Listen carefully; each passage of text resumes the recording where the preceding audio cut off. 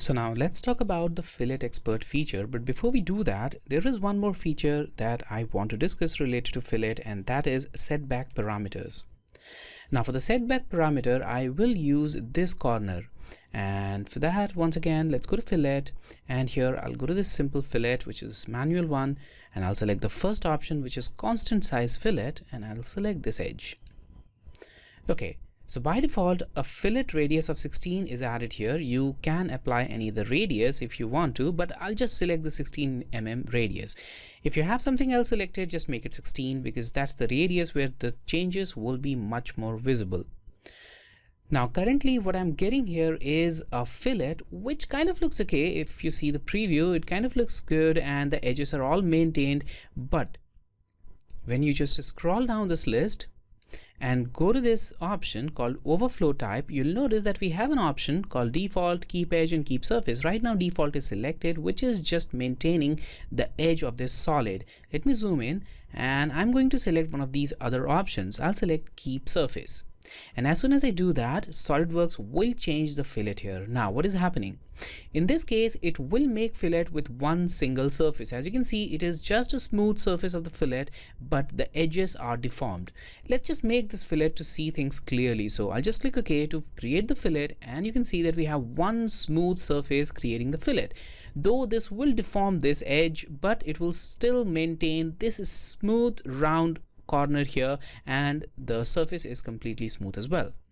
Okay, the other option of fillet is maintain edge. So I'll right click here and I'll go to edit feature. And now let's scroll down and select this keep edge. Now when you select this keep edge feature, SolidWorks will try maintaining this edge, but in this case it won't be able to maintain the smooth surface of the fillet. So now the fillet is broken into several different parts, and you can see that here also it's not even able to maintain that round fillet curve. And though it is able to maintain the edges here, the fillet will be made with several different broken surfaces. So click OK, and there we are. We've got several different broken surfaces here also. So that's the second fillet. Now this is going to happen when you have fairly large radii, and it's not going to happen always. When you have especially the smaller radii, this won't be a problem, but with larger radii, this could be an issue, and selecting one of the either types will actually depend on the kind of drawing which you are making.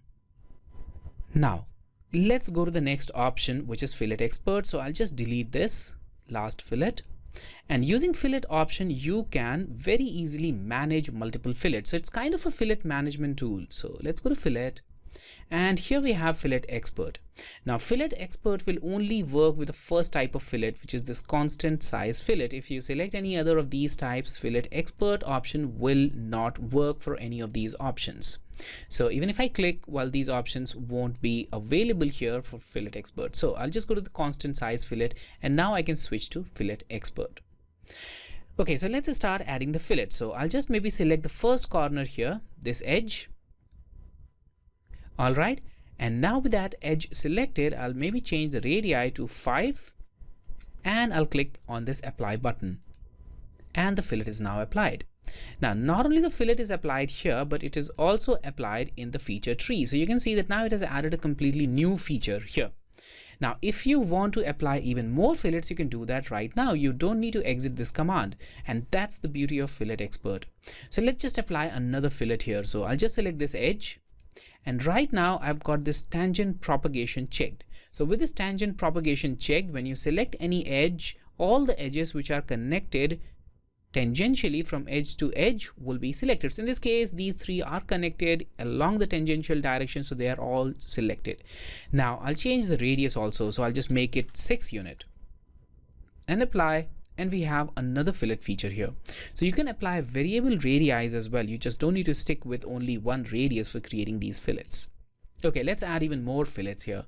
So I'll just go to maybe this edge here, and I'll just add a radius of 5 unit and apply, and maybe add another one here.